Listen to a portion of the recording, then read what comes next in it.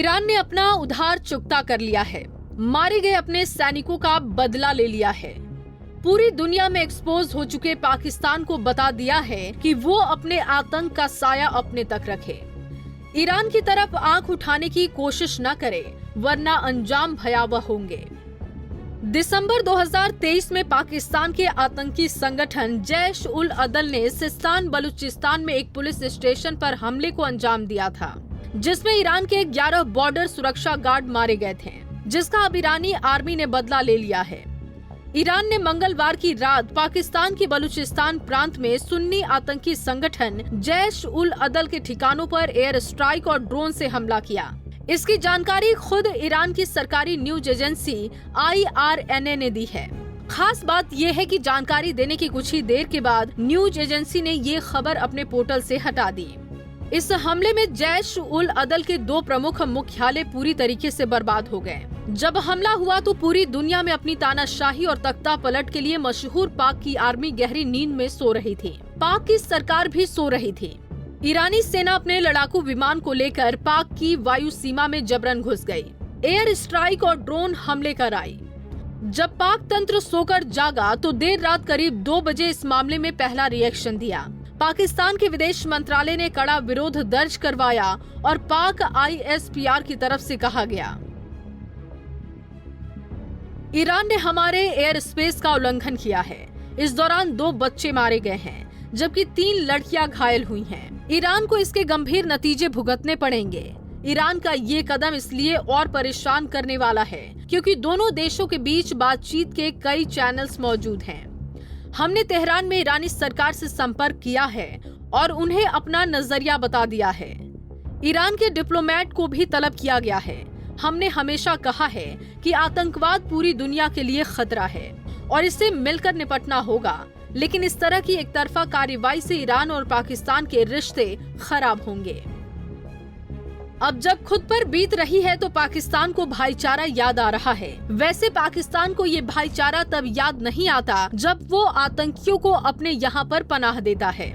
Iran ने पाकिस्तान पर एक ऐसे समय में हमला किया है जब पाकिस्तान की नेशनल असेंबली भंग होने के बाद से पाकिस्तान का दारोमदार पाकिस्तान के कार्यवाहक प्रधानमंत्री अनवर उल हक कक्कड़ के कंधों पर है। पाकिस्तान के लोगों को लग रहा है कि अनवर उल हक कक्कड़ इस हमले के बदले ईरान के राष्ट्रपति इब्राहिम रईसी को मुंहतोड़ जवाब नहीं दे पाएंगे। ऐसे माहौल में लोग पाकिस्तान के पूर्व प्रधानमंत्री नवाज शरीफ को याद कर रहे हैं। उन्हें लग रहा है कि नवाज शरीफ इब्राहिम रईसी को कहीं ज्यादा बेहतर तरीके से मुंहतोड़ जवाब दे सकते थे, जबकि हकीकत ये है कि पाक में होता वही है जो पाक की सेना चाहती है, जिसे ईरान के हमले से मुंह की खानी पड़ी है।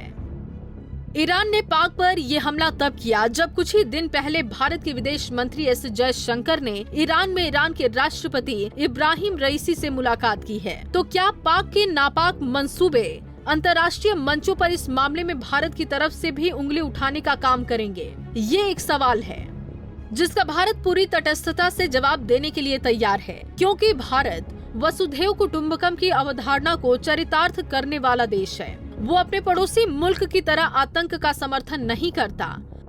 जब बात आतंक के समर्थन की आई है तो एक बात और बता देते हैं कि अफगानिस्तान यानी कि तालिबान ने भी ईरान की इस जवाबी कार्रवाई का समर्थन किया है और पाक के नापाक मंसूबों को ठेंगा दिखाया है।